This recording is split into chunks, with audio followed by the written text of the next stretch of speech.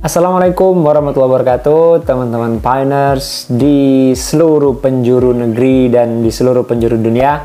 Kita kembali lagi, tapi ini biar nggak terlalu lama karena ada pembahasan yang mungkin cukup panjang ya. Karena sebagaimana yang teman-teman ketahui, untuk hari ini pagi tadi kan home screen kita berubah ya, yaitu terkait tanya jawab AMA. Ask Me Anything ya, dari Dr. Nicholas dan juga Dr. Cheng Diao Fan ya, selaku founder dari Pi Network ini. Jadi ada beberapa poin yang saya kumpulkan 17. Jadi di sini kita bahas satu-satu. Saya jelaskan apa saja sih dan apa saja poin-poin pentingnya itu, dan kira-kira teman-teman sudah mempersiapkan hal-hal yang mungkin sudah dihimbau atau belum gitu kan. Nah, kita langsung aja teman-teman ya. Di sini yang pertama, nah tadi kan memang full of English ya teman-teman. Jadi saya mencoba untuk memahami dan juga menuliskannya ke dalam bahasa Indonesia. Nah, ini terjemahannya secara umum agar teman-teman bisa paham ya. Jadi ini sudah saya terjemahkan dan juga saya ambil poin-poinnya yang ada di Ask Me Anything yang dari Dr. Nicholas dan Dr. Cheng Diao Fan itu teman-teman ya. Yang pertama ada di situ pertanyaannya, adakah tempat dalam aplikasinya itu untuk melihat banyaknya persediaan Pi yang tersedia untuk ditambang? Nah, ini jawabannya dari Dr. Nicholas adalah ada di Block Explorer. Nanti akan ada di apps-nya berdasarkan white paper terbaru. Jadi ya proses ya teman-teman, nanti bakalan ada juga di apps-nya. Untuk sementara ya ada, teman-teman bisa search di Block Explorer-nya teman-teman. Oke, selanjutnya yang kedua, apakah saldo Pi yang terkunci akan dimasukkan dalam persediaan yang beredar atau tidak gitu ya. Terus jawabannya ya, sama seperti blockchain lainnya, semua saldo Pi yang terkunci termasuk dalam persediaan. Nah, ini ternyata tidak beda teman-teman dengan blockchain yang lainnya teman-teman ya. So, we are in the same ya, in the same system ya teman-teman. No different with another cryptocurrencies. Jadi ini masih sama, masih umum. Terus selanjutnya yang ketiga, apakah waktu lock up atau locked up itu penguncian teman-teman ya. Ada hitungan mundur yang bisa dilihat oleh Pioneer. Ini kurang ya teman-teman, sorry. Terus jawabannya adalah iya, akan ada daftar sebelum dan akhir penguncian juga total jumlahnya. Jadi nanti bakalan ada ya teman-teman ya, sesuai pertanyaan ini. Selanjutnya number 4, I'm so sorry before, ini saya harus ke atasin teman-teman dikit ya. Nah, di situ bilangnya pertanyaannya adalah jika saya lupa ya, ini lupa keywordnya teman-teman ya, atau passwordnya lah teman-teman ya.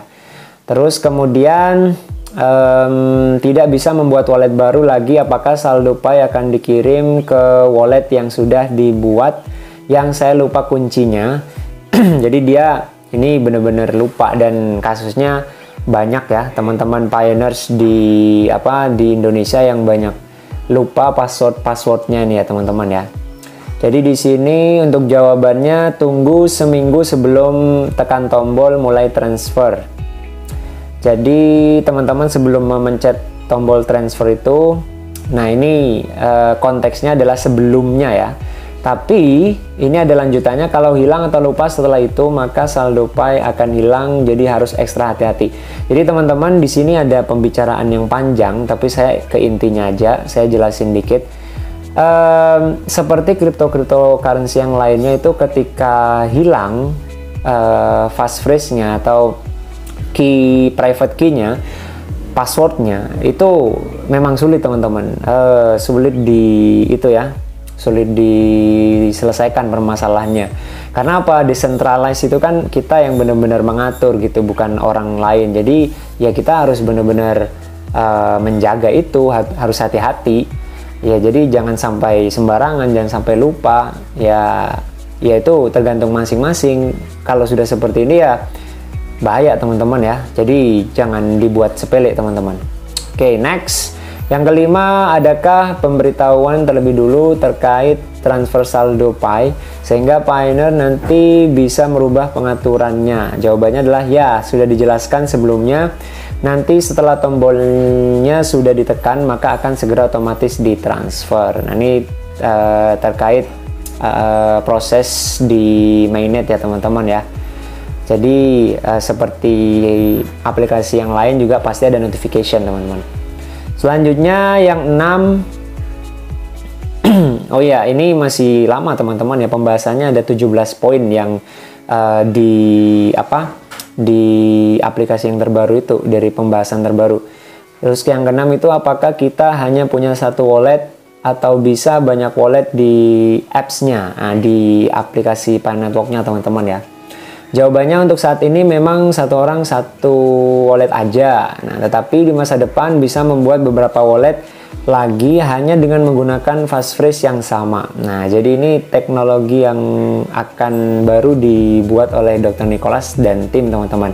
Hanya menggunakan satu passphrase, password yang berupa kata-kata itu ya teman-teman ya, yang kata-kata banyak itu. Nah, itu ternyata nanti bisa ya. Jadi bisa digunakan ke berbagai macam wallet teman-teman. Mantap. Selanjutnya, apakah ada tempat melihat berapa banyak orang yang sudah KYC? Jawabannya sudah jelas terlihat di blockchain bahwa ketika Pioneers menyelesaikan KYC akan terlihat jumlah total wallet di blockchainnya. Dan juga mungkin kami akan membuat daftar berapa orang yang sudah melakukan KYC dan menggunakan node di aplikasinya nanti. Jadi ini masih proses ya teman-teman. Nanti juga bukan hanya KYC, juga terlihat node-nya. Berapa banyak sih usernya yang sudah KYC atau sudah mengaktifkan node-nya teman-teman ya. Next, selanjutnya kapan validator menerima hadiah Pi atau reward-nya itu ya. Terus ini jawabannya, kita akan melihat ketika KYC terjadi dan perlu diingat KYC membutuhkan biaya bayar 1 Pi untuk proses KYC. Nah, ini ya berarti untuk validatornya dapat 1 Pi teman-teman ya. Dan biaya ini untuk membagikan ke validator sebagai reward. Nah, ini udah jelas ya. Selanjutnya, bagaimana terkait validator KYC? Jawaban dari Dr. Nicholas, aplikasi KYC itu, ini lebih ke Dr. Cheng Diaofannya ya. Aplikasi KYC itu diciptakan dengan sistem otomatis dalam hal validasi, testing, dan juga training untuk validator. Jadi ini merupakan desain dari ilmu komputer. Jadi untuk validator KYC ini teman-teman ya pastinya yang lebih dipilih adalah yang lebih dahulu ya, yang lebih dekat dengan pihak core team, yaitu mungkin para moderatornya yang sudah terpercaya. Mungkin bisa yang lain perekrutan lagi ya, kita nggak tahu ya, we don't know about that. So we just follow the process ya teman-teman ya. Oke, next selanjutnya yang nomor 10, apa yang menghalangi penyebaran atau pengembangan tes KYC? Nah, ini terkait hambatan atau problemnya mungkin. Terus dijawab, tentunya tes KYC akan dikembangkan lebih cepat dan besar lagi ke depannya. Ini jawabannya lebih ke arah progres yang ingin dilakukan nanti, bukan penjabaran hambatan-hambatannya apa ya teman-teman. Ya pasti banyak lah ya. Oke, selanjutnya di situ, apakah bisa KYC untuk anak di bawah umur? Jawabannya ya, bisa dengan didampingi orang tuanya saat melakukan KYC. Jadi ada perwalian di situ teman-teman, didampingi oleh kedua orang tuanya. Jadi tidak bisa sendiri ya. Selanjutnya 12, kapan jumlah bonus node tersedia untuk moderator? Jawabannya secepatnya, karena ini adalah proses yang akan juga dikerjakan bersamaan. Tapi saat ini prioritas utama dari core team adalah untuk perpindahan ke mainnet-nya dulu. Oke, itu ya. Selanjutnya, hari untuk mengapresiasi para moderator first Friday of February ya. Nah, di situ FFF. Nah, ini lebih ke internal mungkin ya teman-teman. Jadi waktu dijawab itu sambil juga sedikit ketawa dan senyum dari Dr. Nicholas dan Cheng Diaofan. Akan dibahas di kesempatan lain ya, secara internal mungkin ini. Jadi pasti ada ya, moderator itu juga perlu apresiasi teman-teman, karena selalu melayani kita ya. Next, yang ke-14, kapan kita bisa barter atau berbelanja pertama kali dengan decentralized apps yang ada di Pi Network ya, mungkin marketplace-nya maksudnya ya. Selama periode tertutup, pihak Pi mempercepat perpindahannya dan bergantung seberapa cepat prosesnya nanti. Nah, ketika sudah semuanya sudah pindah ya ke mainnet, Pioneers maupun apa yang di apps ini, nah itu nanti bakalan cepet teman-teman ya, karena targetnya in-close mainnet ini ya teman-teman. Selanjutnya, kapan kita bisa barter atau berbelanja pertama kali dengan di apps yang ada di Pi Network? Nah ini sama nih, sorry ini ada yang sama ya. Kita lanjut 15, apakah akan ada daftar marketplace yang disetujui tim inti atau core team untuk Pioneers sebagai referensi? Terus ini adalah jawabannya, ya kami akan dukung marketplace apapun itu yang menyediakan pelayanan yang dapat dipercaya dan terukur. Dan di sini memang untuk apa marketplace itu memang Dr. Nicholas menerima siapapun itu ya yang mau punya project ya teman-teman ya, tapi memang harus benar-benar serius, nggak abal-abal, nggak main-main gitu kan. Selanjutnya, adakah mekanisme bagi pioneers atau pioner untuk melaporkan penipuan di marketplace? Jawabannya ya, pasti akan ada mekanisme pelaporan aplikasi yang scam dan yang berpura-pura menjadi marketplace. Maka marketplace tersebut akan dihapus dari browser karena kami bisa mengontrolnya ya. Jadi pihak core team kan selaku pemilik, jadi dia bisa mengontrol secara penuh teman-teman. Tapi ya nggak harus langsung dihapus juga. Di pembicaranya tuh mereka bilangnya they will give a warning ya. They will warn the marketplace itself ya. Jadi yang berkaitan itu, yang bersangkutan itu nanti akan diberikan peringatan ya. Kalau parah, kalau membahayakan ya udah langsung dihapus.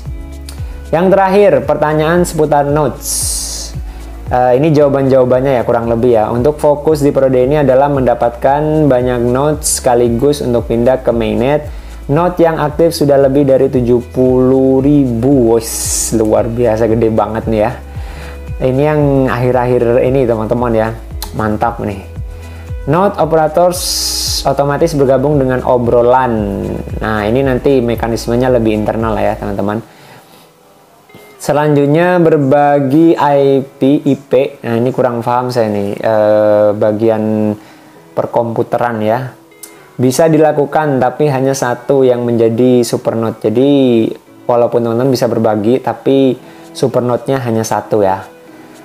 Nah itu saja teman-teman ya, 17 poin-poin penting dalam sesi Pi Mods AMA atau Ask Me Anything. Klarifikasi pertanyaan teman-teman yang selama ini mungkin bertanya, dan di situ ada 17 poin yang saya rangkum dan juga jawabannya. Semoga teman-teman lebih bisa memahami dan belajar, dan juga tetap semangat bahwasanya ini proses panjang teman-teman, diusahakan sebaik mungkin dan secepat mungkin. Dan semoga memang untuk fase-fase ke depan yang open maupun yang listing harga dan sebagainya ya semoga cepat ya, karena kalau misalkan target itu kan bisa molor, bisa maju. Nah semoga lebih maju teman-teman ya, biar tercapai semua. Oke, thank you very much, and jangan lupa always click your petir ya. Oke, the last. Wassalamualaikum warahmatullahi wabarakatuh. See you next time. Bye bye.